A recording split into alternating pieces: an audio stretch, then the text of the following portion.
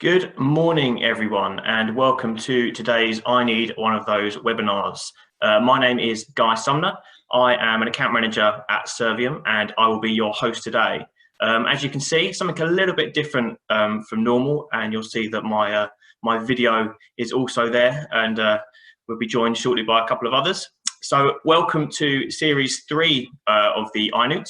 And a special episode today, as we are joined by Paul Barlow, Servium's CEO.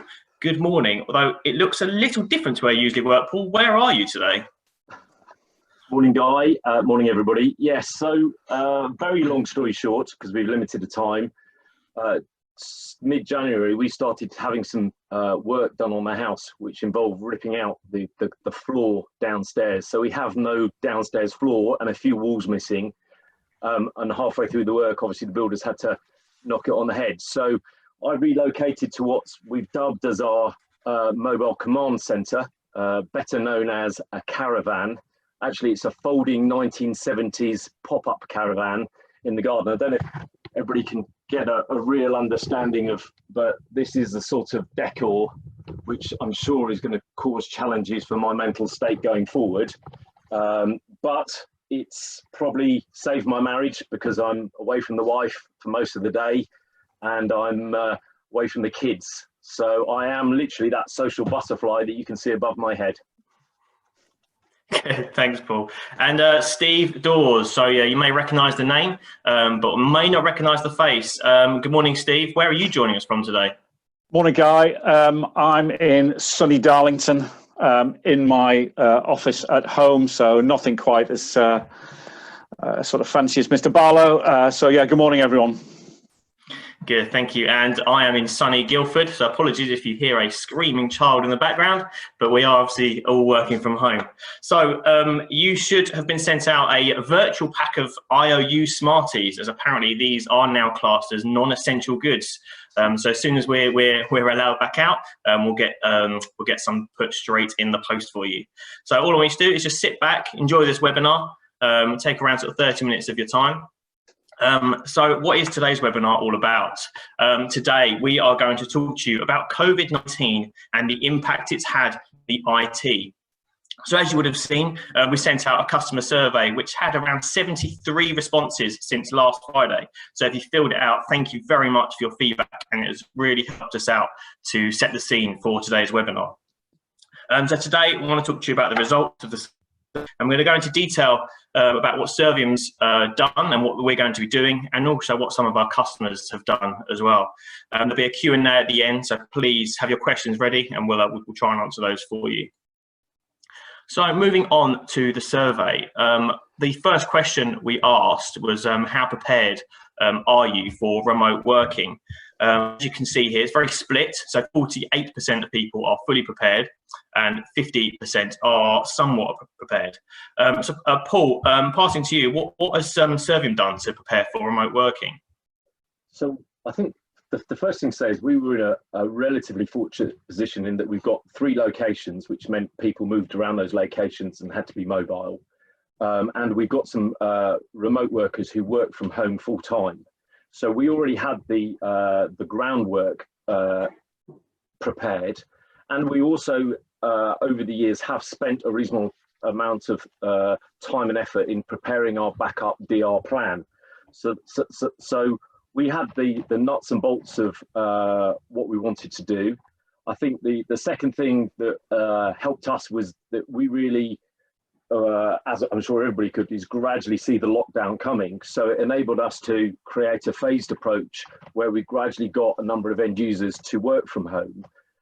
As far as actual hardware and requirement for client devices, I think we ended up procuring 3 workstations for finance, or 3 laptops clients for finance, a couple of printers with scanning ability for home, and that was really it, bar some small peripherals. So we had a plan in place. We just slightly adapted it as the weeks progressed.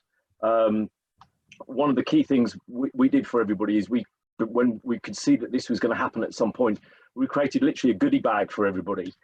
which, when they were leaving the office, had not only a checklist of everything wanted, such as, are you going to take your office phone, which would be more functional to have at home for the duration, but also trying to think the next step ahead to go, well, actually, can we get them a 3-meter fly lead or 5-meter fly lead, because the hub at home might not be close to where they're exactly working, along with some AC adapters and things like that. So we had that in place really well, and we rolled that out. So actually, I think we've coped fairly well. Steve, what's your thoughts? Yeah, it's interesting, Paul, that you know, talking to customers and looking at the feedback, a number of customers were preparing for this and implemented sort of a test working from home procedure. But I think there was an initial rush for people to procure hardware and then get them set up. Security, again, we talk about later, getting multi-factor authentication, VPNs, enabling Office 365 and so on. So I think certainly the engagement I've had with customers and conversations been around a phased approach. It's interesting when you look at the stats before this outbreak. There's about 15% of people working from home, and research says that once we come out the other side of this, that's probably going to triple from the point of view of people working from home in the future. So I think that whole be prepared and a good split that we've seen in the stats there is quite common when I've been speaking to customers. Thank you, Steve. So what has been your biggest challenge? So we can see here that the device availability has been the biggest challenge of people. And speaking as account manager, there has been a surge in demand for stock, which has become slightly harder than usual when we saw the peak. But the issues have started to be resolved, and we are starting to see some more stock filter back down into distribution. So it's sort of starting to return to normal slowly. And we see network performance came in second with 27% and user acceptance at 22%. So Paul, I'm going to pass to you here to discuss some of these challenges that we have at Servium. So I think as the data sort of bears out, I think the biggest challenge was client device availability. I think everybody was aware that before this crisis hit, there was a challenge with supply of Intel processors that was due to go on till the summer, and I believe it's going to go on a bit longer. So certainly some organisations earlier on this year had started to look at the AMD-based processor, and we saw a significant uptake in that over the last 3-4 weeks. So although that's helped alleviate it a little bit, I think the Intel processor plus then the challenges on a massively increased demand, we saw a peak probably about 2.5 weeks ago, which has gradually tailed off now, and I believe we've managed to supply the requirements of our customers. I think the second area around product, we saw challenges with headsets. So we were obviously, when we were rehearsing, we were laughing and joking, and we were saying, well, there's only one person here wearing a headset. Well, certainly my excuse is I gave my Plantronics headset or Poly headset to someone in finance to get that out there quickly. But certainly I think it was the Voyager Focus UC and the Poly 4220 were the two that saw the most demand. And again, some of the back orders for these went into thousands. It's good to report that gradually those back orders are being met now, which I believe will enhance the remote working opportunity. But whether it's Poly or Jabra, I think headsets has suddenly realised that that's a key part of remote working. Steve? Thanks, Paul. I think for me, the interest around the network performance, we're recently involved in a project to implement a VPN and accelerate that implementation. So that again was part of the work from home, but also people looking to put in 4G backup circuits as well, just in case there are issues, because we know there are problems with BT OpenReach and so on. So network performance availability, I think, was one of the key things for me. Also, from a user point of view, things like training around security with things like ATATA, CyberSafe, end user awareness, so that it made it easier for the users to accept and make it easier for them to work from home. So those are the sort of challenges that I've seen when I've been talking to customers. Good, thank you, Steve. So question 3, are you using more cloud services now? So again, very split, 47% saying yes and 53% saying no. Paul, I know that Servium already had quite a lot already implemented, but can you explain a bit more detail about what Servium are actually using? Yeah, sure. And I think just to answer that specific question, I don't think we're using more cloud applications. I think we're using the cloud applications you've already got installed more, if you follow my train of thought. So probably by far the biggest one was our VoIP telephone solution. That's been a real bonus. And as I referenced earlier on, with the phased approach to gradually working from home, most people even were able to take their desk telephones home, which makes things just that bit easier. But there's a portal that we can use a soft phone, or we can divert to mobile as well as part of our ongoing DR. I think the next one would be Zoom, and I think we'll probably talk about that a bit later, but we've seen our guys using Zoom a lot more, and we found that that's really helped the communication. We have Office 365 in place. We've also, 2 months ago, changed our backup solution, so it's a cloud backup managed service in conjunction with Veeam, along with email archiving as well. So we've got some of the key fundamentals we wanted in place. I just think we're now utilising them a lot more than, say, we were 3 months ago. I think that's the same from the customer point of view, Paul, that if you look at the sort of conversations I've had, yes, people are using more. I think it's more around a consumption of a cloud service rather than using a cloud service. So there's a lot falls into that. You've touched on things like email archiving, backup, DR, Zoom, and so on. But certainly things like video conferencing now, there's been a massive uptake from a collaboration point of view. And the ability for people to be more agile. I think we all know cloud gives people the ability to be more agile, whether it's Azure, AWS, or a lot of the other cloud platforms. So I think we're very similar to what a lot of our customers are seeing. Yeah, thank you. Question 4. So video has emerged as a key tool. How would you rate the experience you're providing to users? And quite a big jump here. 41% of the responses we got gave it 4 stars. So I know it's hard to be at home and user isolation become an issue.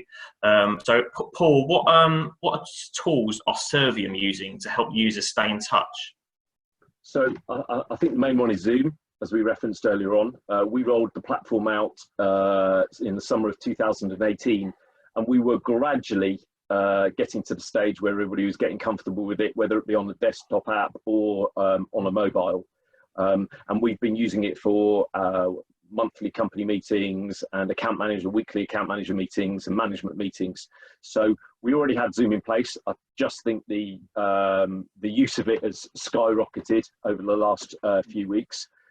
However, said that, we also have a number of organisations we work with who use Teams. So I've been on a number of Teams meetings, and I must say the quality and the experience in general has been really good.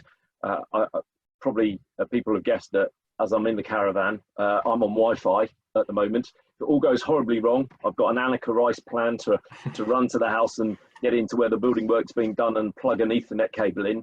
But actually, we found that the quality of the video and the conference facilities has been really, really good. I think it's probably worthy of note that in the press recently, there's been some real challenges around Zoom, privacy, security. And I think it's part of what we've looked at is what those issues are, but also how Zoom has handled them. And I'd say once you get past the noise of the press and what they've been saying, I think they've handled it really professionally and really transparently, which is exactly what everybody wants.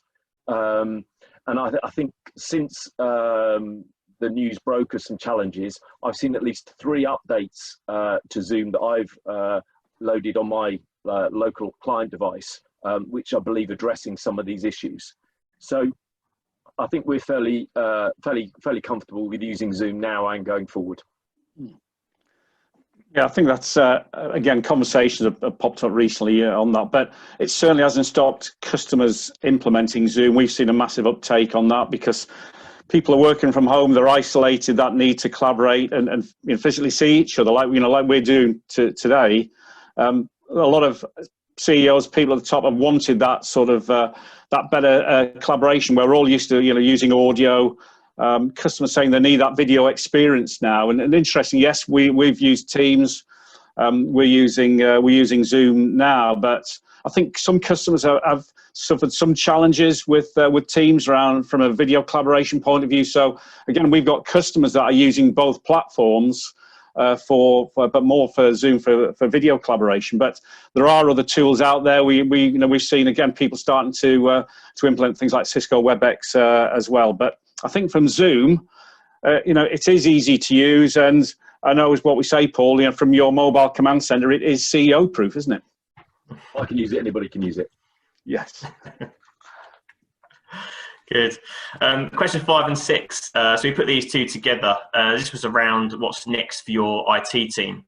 So the graph on the left shows what's next for the next 4 weeks, and on the right is the next 12 weeks. So we can see that keeping the lights on has dropped by 5% over between 4 and 12 weeks. And the planning for projects has jumped up by 8%.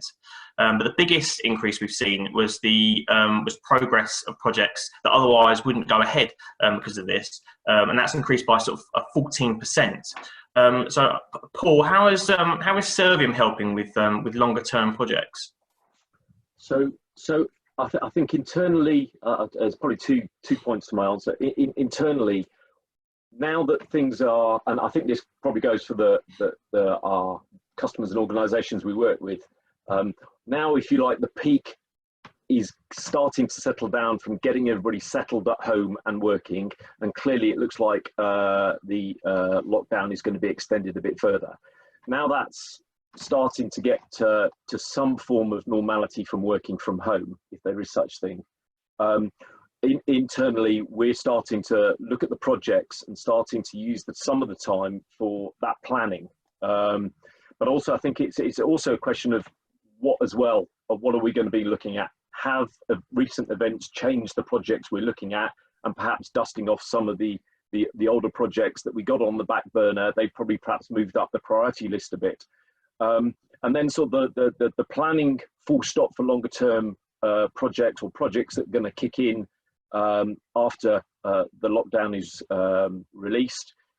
We're starting to have those conversations with customers and organisations in the last week, probably more so, and certainly we've got a number booked going forward where we're using the resources in-house with Richard, our lead technologist, our eco partners, vendors, and we're starting to get that collaboration going to create the foundation for the work on those plans, so that when we come back, then actually this time hasn't been wasted, but we've made the best use of it, and the organisations we work with have made the best use of it. So I'll perhaps reiterate at the end, but we've been talking to a number of customers about progressing these projects that we normally perhaps wouldn't get a chance to talk about. I'm more than happy, with no strings attached and without any expectations, that if people want to engage with us, like say our technical chaps, our eco partners, to have a couple of hours brainstorming around projects and things, so no strings attached. If we can be a fresh pair of ears and eyes, then the offer's out there. It really is a question of contacting us after the webinar finishes. And I think, yeah, that sort of sums up nicely, Paul. From my point of view as the services director, certainly seen in the last 10 days or so, increased engagement with the customers. Like you say, got over that initial peak to maintain the business usual, keep the lights on. But people are now starting to take the time, even though technically we're into sort of the Easter holiday, but people are taking the time out now to plan for when we come out the other side of this. So a lot of projects around networking, connectivity, backup and DR. I think again people are revisiting that.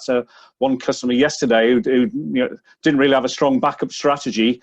That's a priority project, at the other side of this. So increased activity. We are working with our customers to help them. So it's good to see that people, are maintaining the businesses. To me, that people are just in slow motion rather than the world has stopped. There is still a lot of activity and planning moving forward. Good. Thank you, Steve. Thank you, Paul. Question 7. Will this experience have a long-term impact on your IT strategy? If so, in which areas? So quite a mixed one, this one. So we can see that agile working and collaboration is the highest at 49% of the responses. Then 40% are going to be supporting the users, with 34% looking at the use of cloud services. Paul, what are Servium's plans after we're released back into the wild, so to speak? So I think the first thing we're going to do, although we have some time to reflect now, when we get back into the offices and get some semblance of normality, I think the first thing we're going to do is sit down and review everything and the lessons we've learned. Being I suppose the perfectionists that we are with the things we do, there will undoubtedly things that we could have done better. There will be systems updates. There will be some gaps that we need to look at. But I think it's just a time. We'll take a bit of time for reflection. How do we improve remote working? Is there anything actually that we started doing that, because of these events, that we're just going to keep and we're going to carry on doing? Let's just not go back to the old way. So I think we're going to look at that. Is there extra training required? And then the final bit for me, from a strategic point of view, which sort of ties into IT, but generally for the business as well, is how has our methodology coped with these challenges? Because I sincerely hope that there won't be exactly this kind of challenge again going forward. But clearly there always are challenges within a business, whether it's worldwide events, economic events, health events, whatever. And I think one of the things we're going to look at is, does our methodology that we've used to cope with this event allow us to be agile enough for the next event? What have we learned? What was good? What was bad? So really a stop, start, continue review. I think specifically on the IT, we'll be continuing our journey to the cloud. I don't think we don't have any plans, certainly short to medium term, to get everything into the cloud. We're really looking at the best practice, best in breed, what works really well in the cloud. DR, backup, great example.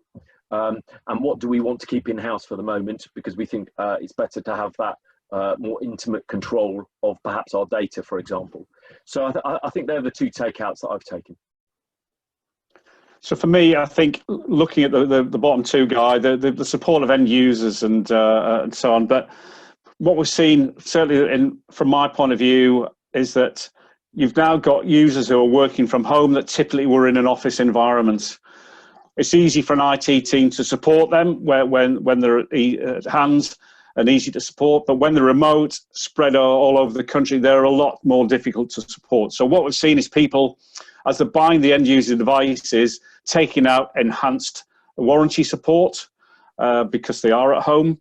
Obviously, the vendors are following best practice and all the government guidelines if they need to attend people's houses. But also for people that may be at risk and on the at-risk register, we've seen customers that are buying extra stock, gold stock, so that if they need to ship out an urgent replacements, then they can do. So there's a sort of increase in that, and the security as well. I think I touched on before, the end user training and so on. So there's a lot of focus around end user, but I think as well from a data center point of view, because the IT teams again are remote, we've seen a lot of customers enhancing their data center support, their sort of maintenance, their warranties, increasing SLAs and improved cover. So that's the sort of takeaways from me. Yeah, Steve, sorry, just to follow on from that, one of the projects that's actually just started to come out of the woodwork is, I think we referenced the headsets earlier on. So we have an estate of poly headsets, but clearly everybody's remote, and we need to be able to manage those headsets, because they're starting to become, as we've seen in the last few weeks, a really key part of working from home.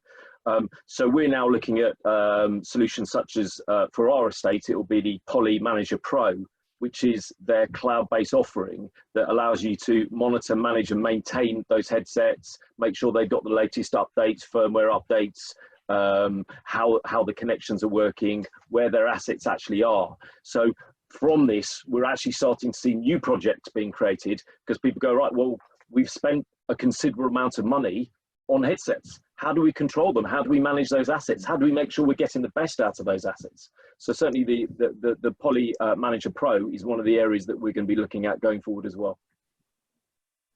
Good, thank you. And I know, speaking from experience, one of my customers working in logistics, they've increased their support contract to help support the business, to help the warehouses operate, which helps in turn getting the lorries on the road, which then gets the food deliveries to the stores, which in turn then puts it on our table. So that they're keeping their lights on and increase that as well, which is quite good to see. So question 8, this was more of an open-ended question as to what the best piece of advice people could give us to share with others for successful remote working. So Steve, I'm going to pass you for this one to start us off. Yeah. Okay, thanks guys. So quite literally, we all talk about business as usual, but it is business unusual at the moment. So what sort of feedback have we got from everyone? So quite interesting. You know, a lot of it is simple stuff, but you know, get another laptop screen. You know, you're used to it in the office. You might have multiple screens, so make sure you've got a laptop screen. Get into some sort of routine every day. Again, you're not used to working from home. Log off every night. Make sure that you're rebooting on a regular basis. Your home router placement. You know, where is it? You know, Paul's talked about that today to get access from his mobile control center. So. Good sort of housekeeping, good broadband, those sort of things is what you've been talking to us about as business unusual. Yeah, and Steve, I think one of the things, so I don't know if it will show particularly well but one of the things I had before is a portable USB-C monitor. This one's from HP, but I believe Dell and Lenovo also do them. It's great when I'm out and about and traveling, because then I always like to be able to sort of, if I'm working on a spreadsheet and I'm then referring that to email or 2 spreadsheets, then I've got 2 monitors. And that's certainly been a real bonus for me recently. But also, I think the devil's in the detail. So, for example, some laptops don't have an Ethernet port, so you need an adapter. So it's having some of those around. I know some headsets, depending on, some people like to use occasionally their Apple AirPods or whatever, and they've had challenges with connecting it to the laptop, depending on how it's locked down and things. So I use, or have used in the past, a 12 South Bluetooth adapter, an Airfly one, which has worked really well. And I think those little things around the edges, the devil is in the detail to make that working from home actually come together. And I think that's probably onto the next point, isn't it? Which is doing your homework. And the feedback we had is that where possible, maybe it's a caravan, you create your own space where you can work. Now that clearly isn't always possible. But I also think that some of the other feedback we've had is try to treat it as an office, try to set it up, be aware longer term about the ergonomics. So do you have a comfortable chair? Is it going to work? Do you have a height adjustable monitor? We've seen a number of people and organizations do the remote working, and then people are now coming back a couple of weeks later and saying, you know what, we'd like 100 monitors delivered to all separate individuals' houses because they want a 24-inch height adjustable screen there. And I think it's about, the feedback we've got is making it comfortable, trying to keep away from distractions, but also making it your space. You don't necessarily have to follow all the rules. And by that mean is you might have music on in the background that you might not have in the office. You might do some conference calls and things sitting on a sofa, he says, looking at a rather bright orange sofa. Perhaps not this one, perhaps a slightly more comfortable one. But make sure you create an environment that is conducive to work, I think was the underlying feedback. On to this sort of be prepared, you know, following the principle of Scout. So a lot of you saying that, you know, don't just assume your users know, make sure that you've tested the processes for the users. How-to guides is an interesting one. don't assume that because the user's working from home, they know what to do. I know we've implemented this, haven't we, Paul, with a number of how-to guides for our staff, but don't assume. So that sort of preparation, the test runs and so on, but user guides, how-to guides, I think has been something that's come out of the research as well. Okay, and then I think this next point, Guy, was really around what we've been doing internally, just to share. There might be a bit of a nugget that someone can take away. So some bits and bobs. So perhaps if I talk about it, leadership meetings, clearly the leadership team, mainly me, like the sound of his own voice. So we're having either daily or every other day, we're having leadership meetings via Zoom. So that then can cascade the information down through the organisation. I'm certainly in the space that I'd rather over-communicate than under-communicate. That leads us on to the next point, is we have ready-to-go meetings for each of the departments and each of the teams at 9 o'clock each day, which means that that information can get cascaded down. If there are any challenges or anything that we need to get on top of really quickly for one of our customers, then we know about it first thing and we're off and we're going. We've got the whole day to resolve the issue. We have a daily working from home email or video. So at the moment I'm producing those typically sometime just after the close of place, between 6 and 8 in the evening. It'll give updates on how the business is doing. It'll give some recognition to individuals who have gone the extra mile. It'll also talk about some of the updates. So I referenced earlier on about Zoom. There was a Zoom update last night, so I put that in the email to make sure everybody was aware that there's a local Zoom update that they need to do to make sure that their systems are secure. But to break it up a little bit, we also do videos. And I've done a couple of videos now where it's only a couple of minutes, but it just visualizes what I'm trying to say. I think when we're trying to communicate, we try to find as many different ways to communicate as opposed to just using one piece of technology. We've got a phone a friend process with the management going on, i.e. that, yes, it's great, we've got email, we've got Zoom, etc., etc., etc., but let's just still pick up the phone to our direct reports and catch up with them. Ideally daily, one or two of the larger teams, it's not quite as often as that. But I think going back to using different types of communication, we're working hard on that. We've touched on Zoom. We've got the chat working in Zoom, and that's worked particularly well, certainly around the peak for when we were doing a lot of organisations who after client devices and things, we were able to very quickly, while people are on the phone, still ask them questions about where there are some i7s or i5s and where the availability of the headsets and the webcams and the monitors were, etc. We also have WhatsApp chat group. We sort of went for WhatsApp because of the encryption, but that's really sort of more general company communication. So we typically use those in the past as either part of our DR plan, but also part of our company communication. For example, when we have a kickoff meeting and people are traveling, they may not have access to their emails. We also use it for if there are any challenges with the systems, because by definition, there's no point sending an email if you can't get into the systems to read the email to say the systems aren't working. And then some of the lighter stuff we've done and have in plan, we've got a plan for a pub quiz where we're going to use Kahoot IT, where there's going to be a multiple guess quiz for everybody to do. That came out of having a virtual pub last Friday at 5:30. Everybody turned up with a beer. What was great with Zoom, I didn't need to do it, but great with Zoom is that you can obviously put a virtual background. So we had lots of people either on the beach or in the bar, or I think curry being one of Steve's favourites. He was in the local curry house with the background. So that worked really well. So we've done the virtual pub, we've done the pub quiz, or we're going to do the pub quiz. We've also, to the left, you'll see a collage of people. That's where we had a Servium campfire. And that was a bit like a company meeting, town hall meeting, where the whole idea was just to get everybody together. Everybody gets to see each other and see how they're getting on. And the general theme of it was that ideally everybody brings one piece of good news. Now, it didn't necessarily have to be work related.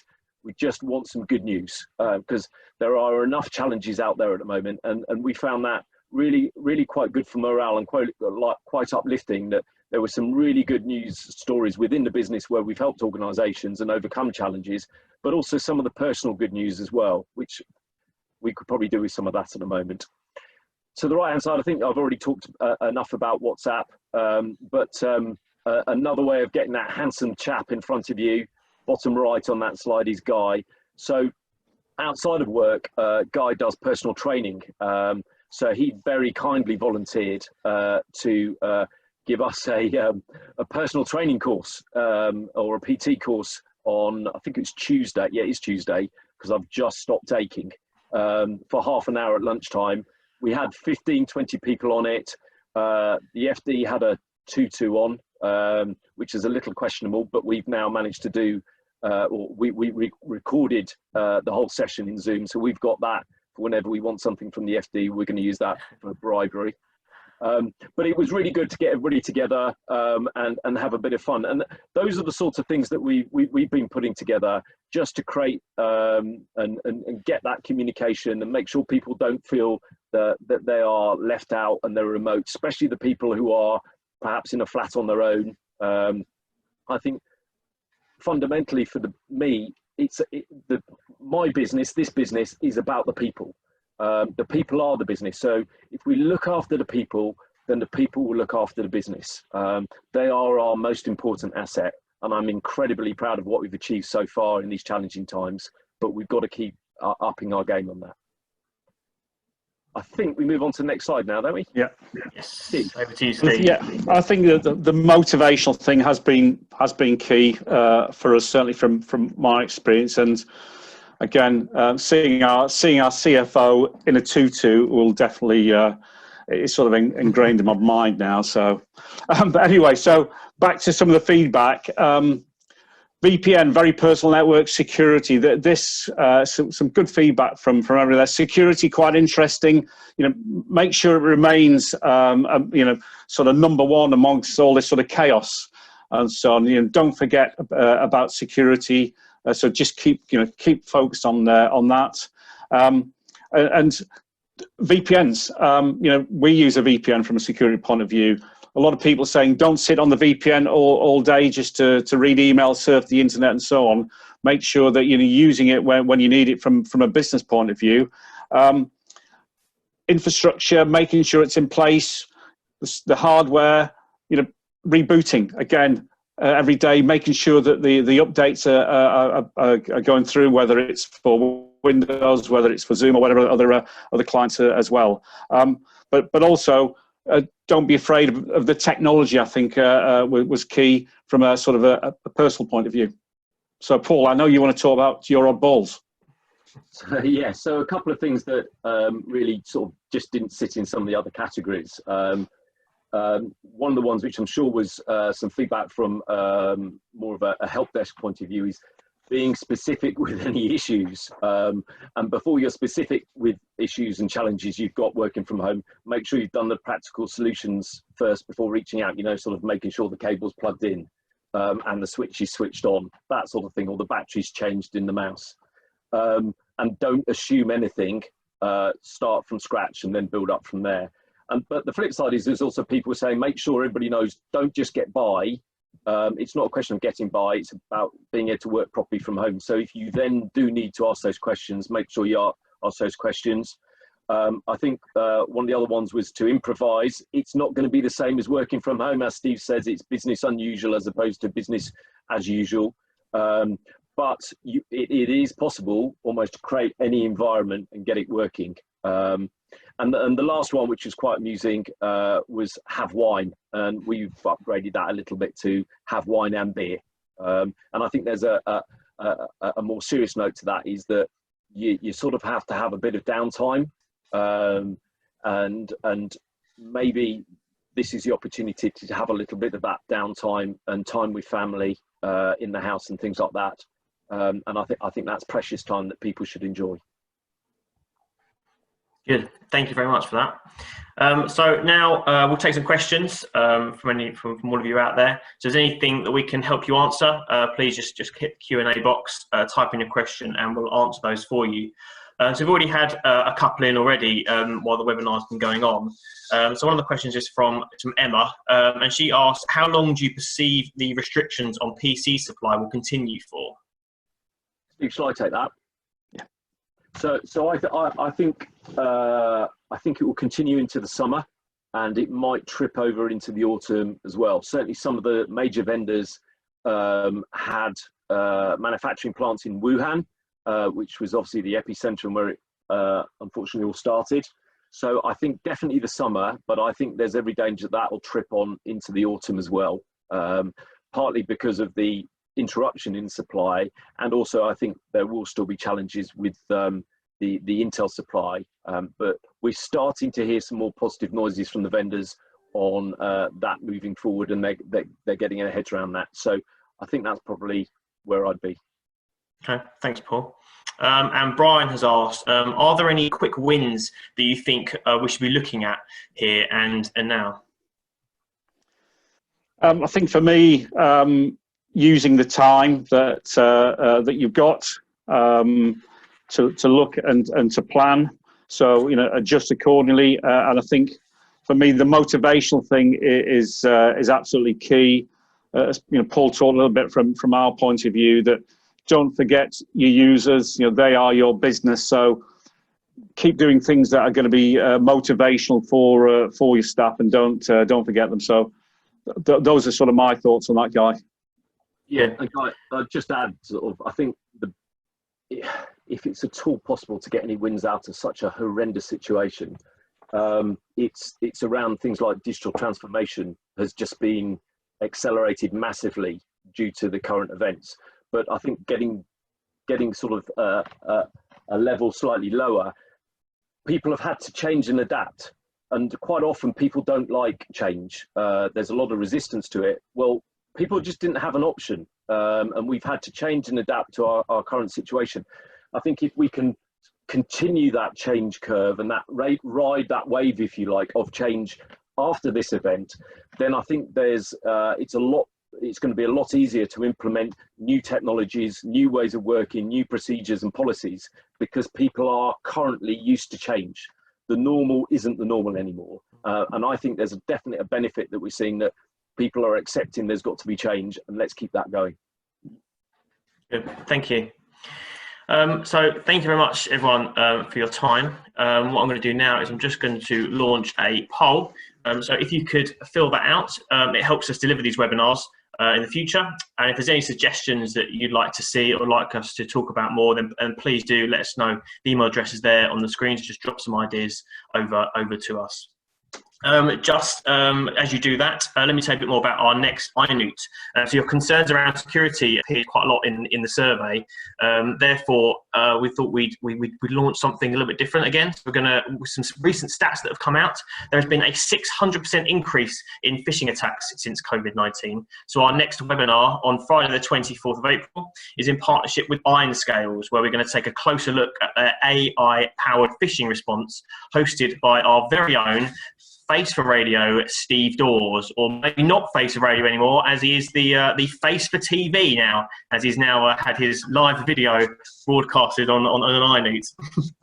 And of course, if anyone wants to take Paul's offer up, thank you very much, Guy. That's all right, Steve. If anyone wants to take Paul's offer up about finding more about what Servium are doing, then again, please get in touch. And same with our customers. If you want to know about more what our customers are doing, again, please use the email address, and we'll get back to you.